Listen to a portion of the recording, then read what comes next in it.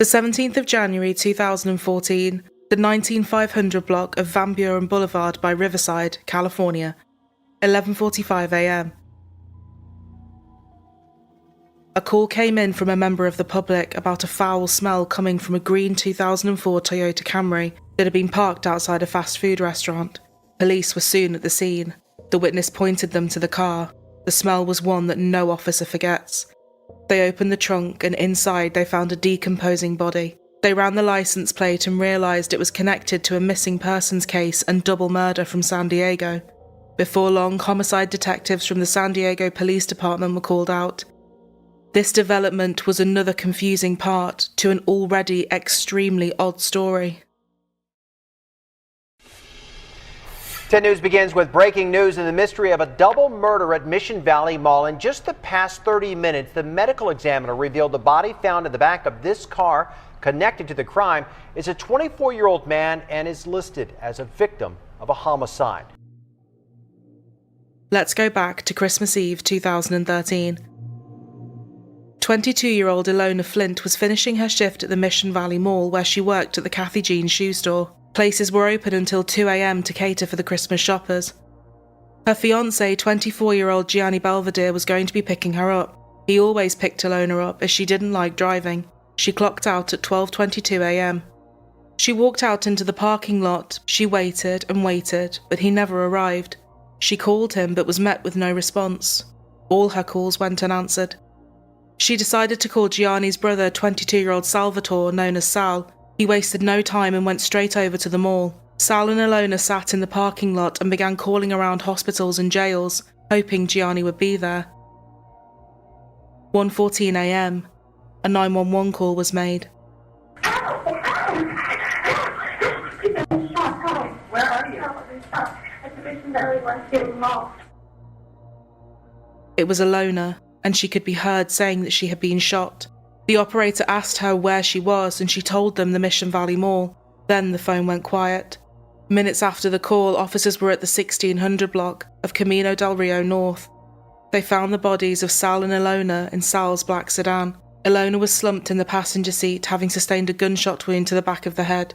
It was clear that nothing could be done to save her, and she was pronounced dead at the scene. Sal had been shot in the head and torso, and he was quickly taken to the hospital. The scene was closed off as crime scene investigators began to go through it.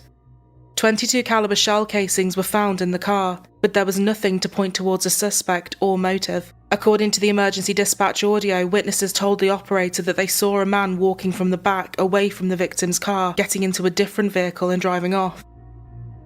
Sal and Ilona had been shot and Gianni was missing.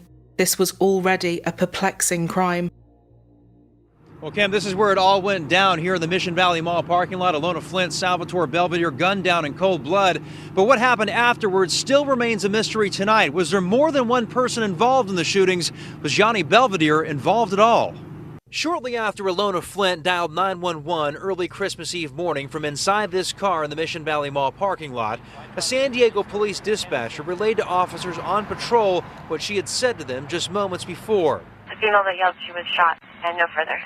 When police arrived on scene, we're going to have 2 victims on a 245 shooting. They found Ilona dead from a gunshot wound to the head, and Salvatore Belvedere clinging to life after he too had been shot. In addition to the 2 shooting victims, police also came in contact with witnesses. Our witnesses here saw a male walking from the back of the victim's vehicle and get into the car and drive away. So it's good possible that they got in the car, but it's not for sure.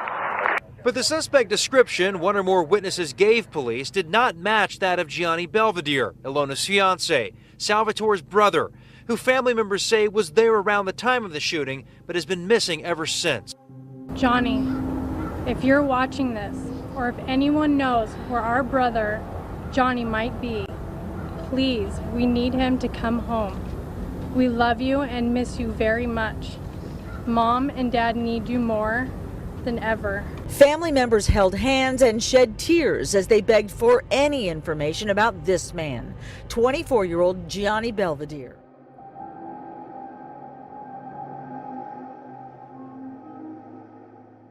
Gianni and Ilona had known each other for 7 years after meeting in Provo, Utah, when they were both still in high school. Ilona was originally from Russia and was 15 years old when she met him. They fell in love and became engaged, and after Gianni moved to San Diego, Ilona soon moved out to be with him. Sal and Gianni worked at a family Italian restaurant and lived at home with their family. They were funny and musical, and the three were described as best friends.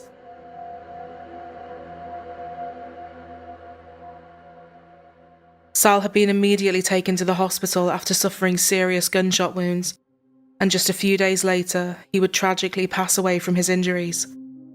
2 people were now dead, and another was missing, and the police had no answers. Knowing it was a race against time, police put out a missing persons bulletin for Gianni. He was described as an Italian-American man with brown hair and brown eyes, 6 feet tall, 165 pounds, and likely driving a 4-door dark green 2004 Toyota Camry with a Utah license plate. And back out here live, police say both the Belvedere and Flint families are cooperating with this investigation. At the same time, if you have any information as to the whereabouts of Gianni Belvedere, you're asked to call police. That's the latest for now. Reporting live tonight from Mission Valley, Preston Phillips, 10 News. 2 weeks after the shooting, investigators said there had still been no sightings of or word from Gianni. SDPD Lieutenant Mike Hastings said this was one of the most unusual cases he had ever seen in his 20 years of service. The police were at a loss. His phone had not been used and neither had his credit cards. This was painting a very dark picture. One theory detectives initially looked at was a potential love triangle, but that was swiftly ruled out by family members and friends, with them saying there was no way Gianni would have hurt Sal or Ilona. Everybody we talked to who knew Gianni said that that was not his personality, said San Diego County Deputy District Attorney Brian Erickson. There was a lot of idiotic speculation that Gianni had something to do with the shooting, or that he had possibly harmed himself, that he might have fled, that he was in a jealous rage and did this, said one of Ilona's friends, Andre. Anyone who knows Gianni and Ilona's relationship completely understands that there is no possible way that that could have ever happened. She was with Gianni for a very long time. They loved each other deeply, and she really cared about Sal, he added.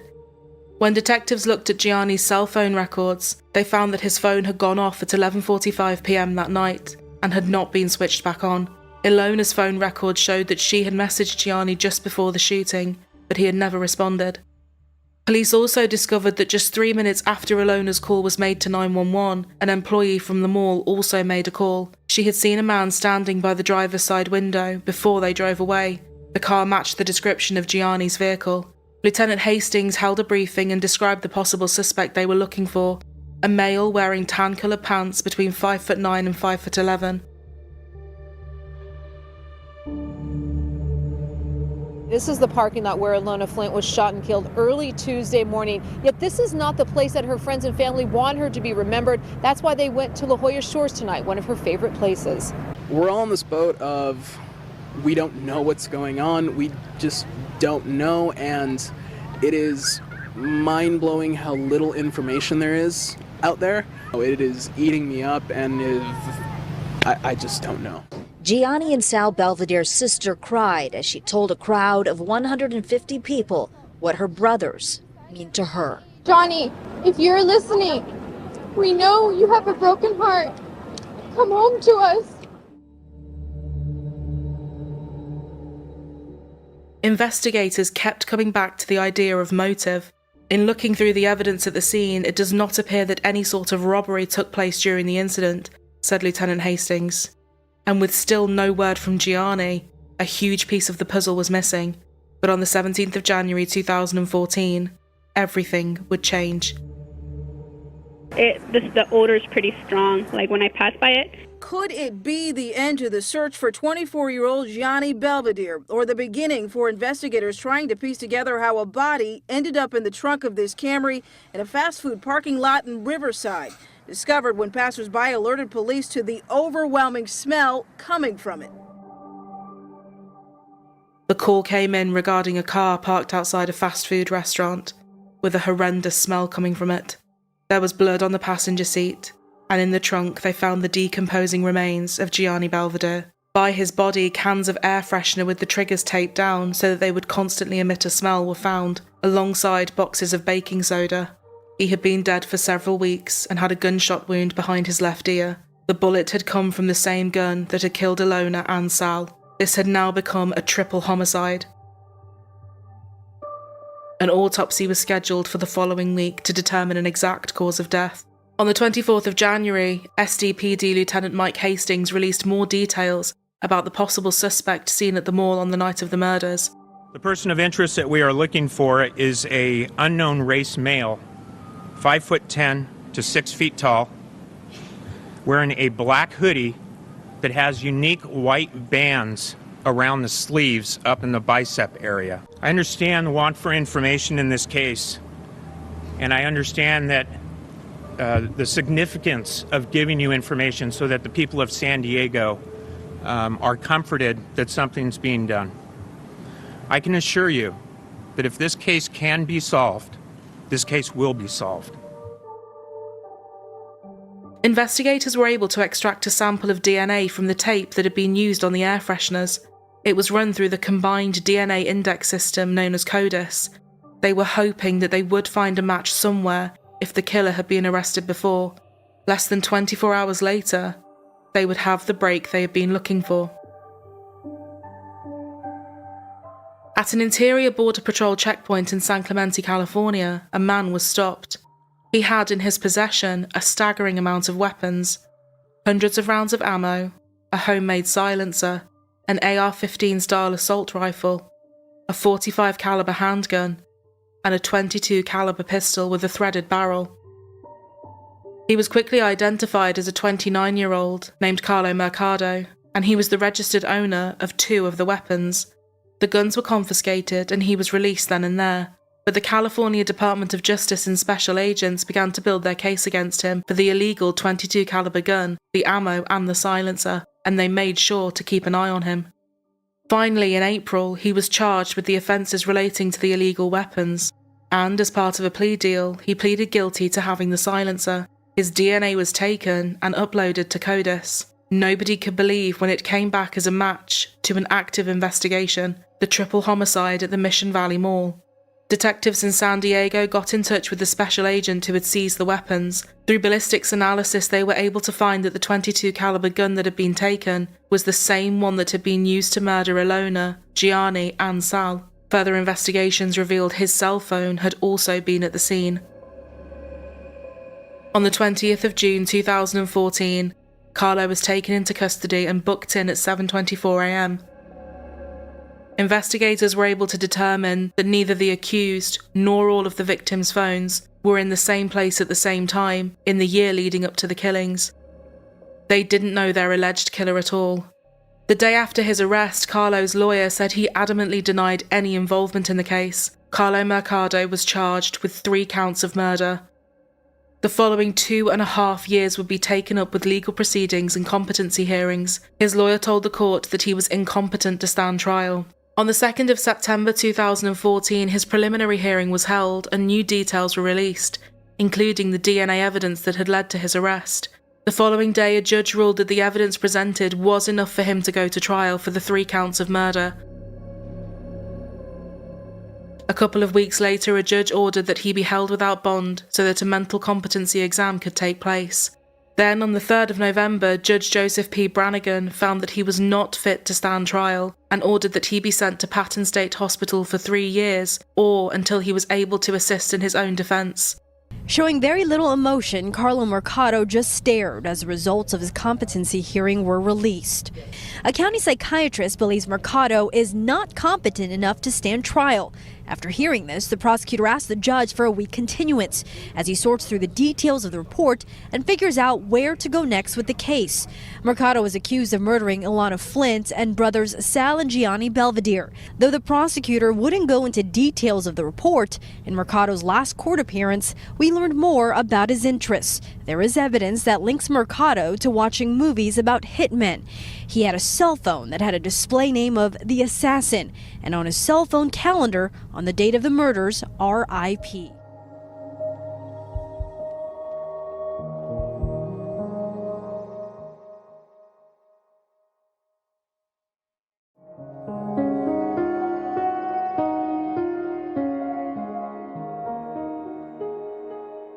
This would all change though on the 14th of December 2015 when a judge disagreed and ruled that Carlo Mercado was fit to stand trial.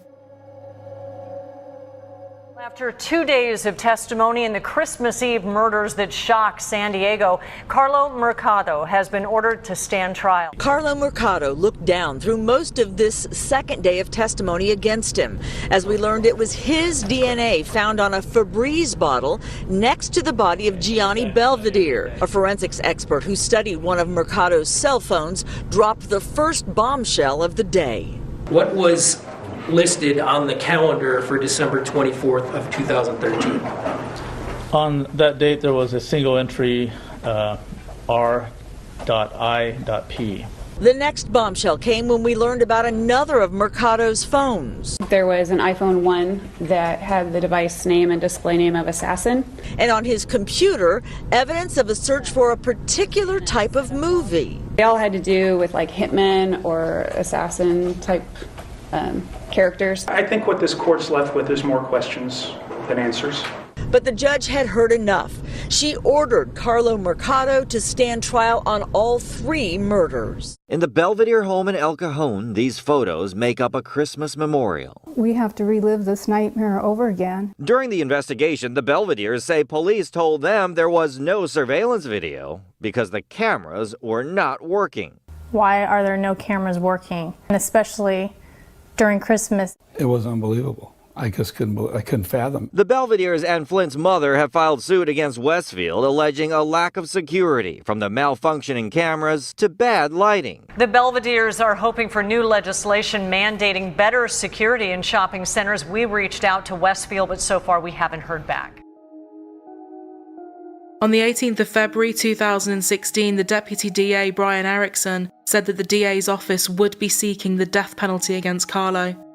A few months later, on the 26th of July, there would be breaking news. Carlo was hospitalized following an overdose in his cell. It wasn't fatal, and he was released from hospital after around a month. Carlo Mercado had originally pleaded not guilty, being adamant that he had had nothing to do with what had happened at the Mission Valley Mall, but this too would soon change. The 12th of January 2017. Carlo Mercado changed his plea. He pleaded guilty to 3 counts of murder. This guilty plea meant that he avoided the death penalty. It was now time to present what they believed had happened that night.